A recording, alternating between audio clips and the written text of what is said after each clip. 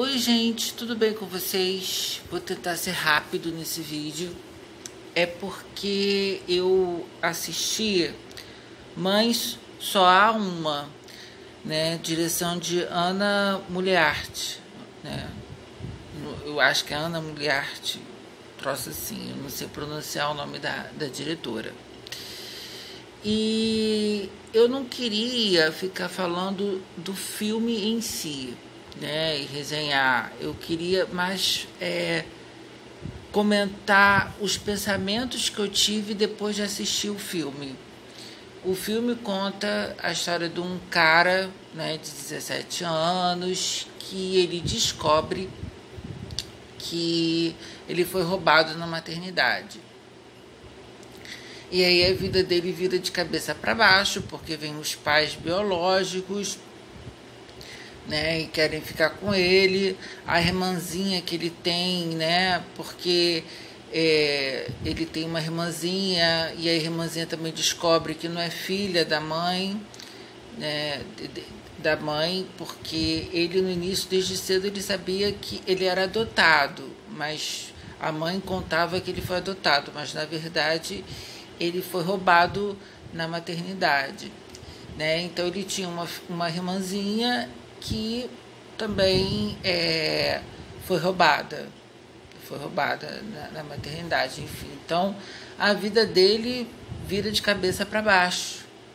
E aí de repente aparece uma família para ele e ele se separa da irmãzinha, só que ele fica assim meio estranho, né? Porque ele tinha toda uma vida, ele, né, tinha amigos, ele ia para uma escola, ele tinha toda uma vida assim que era dele, né? E de repente ele viu essa vida se desmanchar diante dos olhos dele, e aí veio outra família e aí ele começou a viver uma vida que realmente ele, sei lá, ele não estava se adequando àquela vida, porque até então aquela vida para ele não era dele, né? E aí os pais, coitados, sabe, biológicos, tentando até assim, sabe, forçando uma barra e tal, para ele se adequar às regras, né, da casa, da família, só que começou a ter muito conflito, né? E aí, como se de repente a vida dele foi roubada 2 vezes. Na maternidade, quando a falsa mãe pegou o menino, e depois quando os pais biológicos vieram, porque aí ele se sentiu roubado novamente, né? Porque ele se chamava Pierre, já estava, o nome já estava integrado, né, na existência dele e tal, e de repente teve que mudar de nome e as pessoas falavam outro nome para ele. Enfim, o filme, né, é interessante, mostra esses conflitos, mas o que eu quero falar é o seguinte, que eu comecei a pensar que, na verdade, como os afetos, né, os laços, é uma coisa construída ao longo do tempo, né? O amor, ele é construído ao longo do tempo, e o hábito e a convivência do dia a dia às vezes é muito mais forte, né, do que essa ideia do sangue. O sangue fala mais alto, o DNA. E se você parar para pensar nas relações amorosas das famílias, principalmente hoje em dia, que está mudando esse jeito, né, de construir uma família, né? Por exemplo, tem famílias que são compostas por amigos, sabe? Amigos que têm uma relação muito mais forte do que irmãos, primos, né? Você vê isso. Então, por quê? Porque o dia a dia sempre estão conversando, dividem né, os mesmos sonhos, ou têm as mesmas afinidades, né, diferente de um primo, de um irmão. Então, esse amor, né, ele vem com a convivência, não com sangue, entendeu?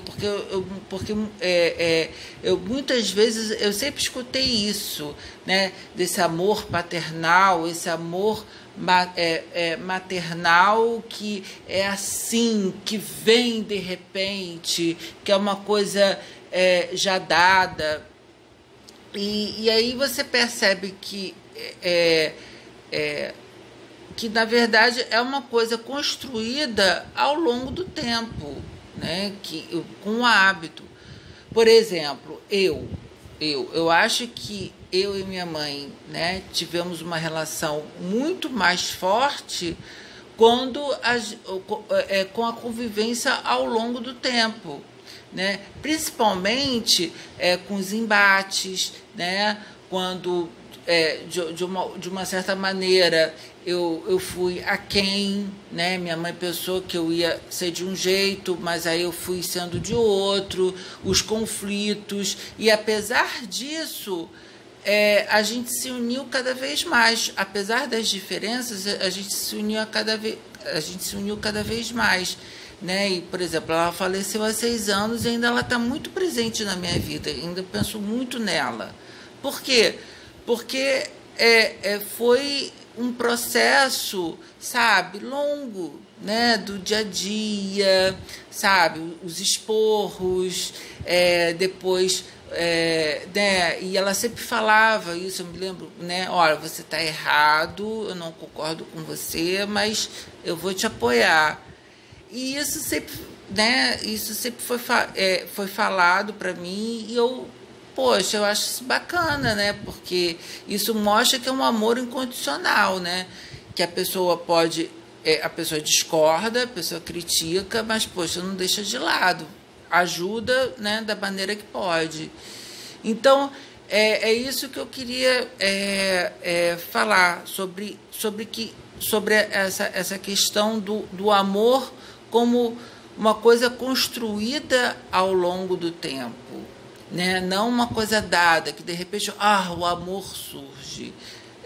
Eu acho que o que aconteceu no filme foi isso. A família, coitada, né, biológica, projetou um filho, projetou uma imagem do filho porque eles perderam, e aí eles queriam colocar essa projeção desse filho no garoto, né? E aí é por isso que surgiu o conflito, porque ele era outra pessoa, né? Ele tinha uma outra vivência e ele sentia falta da vida antiga dele, ele sentia falta da irmã dele, que pode dizer, não é a sua irmã, foi tudo uma farsa, mas da verdade não foi para ele, entendeu? Porque ele conviveu com a irmã, ele conviveu com a mãe, ele criou laços, né? E agora, com a nova família, a biológica, ele vai ter que construir laços, né? Vai ter que e a família biológica vai ter que entender que ele não é esse filho que eles projetaram ao longo dos anos. E sim, ele é um indivíduo, né, que foi criado, de repente, de uma maneira diferente, viveu coisas diferentes, e os pais biológicos precisam aceitar essa diferença, né, dele, de vida, para poder eles construírem um laço, né, de amor familiar. Porque o amor familiar, os laços, é uma coisa construída ao longo do tempo, não é uma coisa dada como as pessoas falam. E muitas vezes o sangue, a genética, não é tão importante para as relações, né, como o dia a dia, o cotidiano, você sempre estar ali com a pessoa e o tempo, né, construindo esses vínculos. É isso, gente. Fui.